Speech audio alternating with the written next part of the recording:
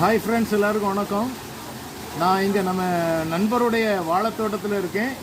அதோட இங்கே கிணறும் இருக்குது, பம்ப் செட் இருக்குது.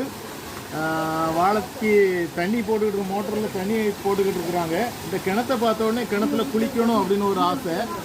கிணத்துல நீங்கள் குளிக்கும் பொழுது முன் ஜாக்கிரதை வேணும். ஏன்னா கிணறு ஆழம் தெரியாமல் காலை விடக்கூடாது. கிணத்துல நீச்சல் அடிக்கிற ஒரு வித்தியாசமானது. அதனால் கிணத்துல நீங்கள் நீச்சல் தெரிஞ்சால் மாத்திரம்தான் குளிக்கணும், குதிக்கணும். ஏன்னா மற்ற இடங்கள் மாதிரி இல்லை. இது கொஞ்சம் வித்தியாசமான அனுபவமாக இருக்கும்.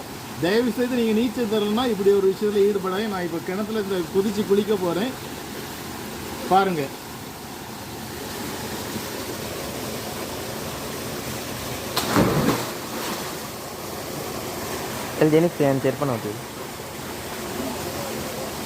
ஜம்முன்னு இருக்குது, ரொம்ப அருமையாக இருக்குது.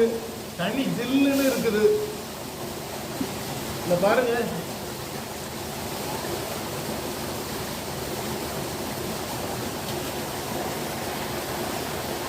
இப்ப என் மருமகனும் என் கூட படிக்கணும்னு ஆசைப்படுறாரு. வேற வந்து குதிக்கீங்களா? புரிய நான் பிடிச்சிக்கிறேன்.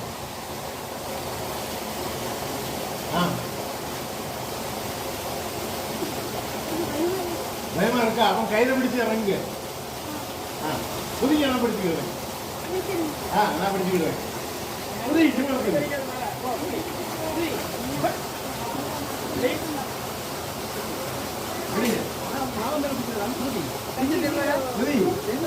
புதிய நான் பிடிச்சுக்கிறேன் கையை. விடு விடு விடு.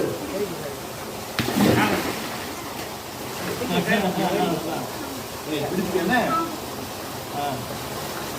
ரொம்ப அருமையா இருக்குது பிடிக்கிறதுக்கு. அதாவது நீச்சல் அப்படிங்கிற ஒரு சிறந்த உடற்பயிற்சி, ரொம்ப நல்ல ஹெல்த்தியான ஒன்று. அதாவது நான் கொஞ்ச நேரம் ஒரு அரை மணி நேரம் ஸ்விம் பண்ணுவேன். நீச்சல் தெரியல அப்படின்னா எக்காரணனுக்கு இடத்துல குதிக்கக்கூடாது.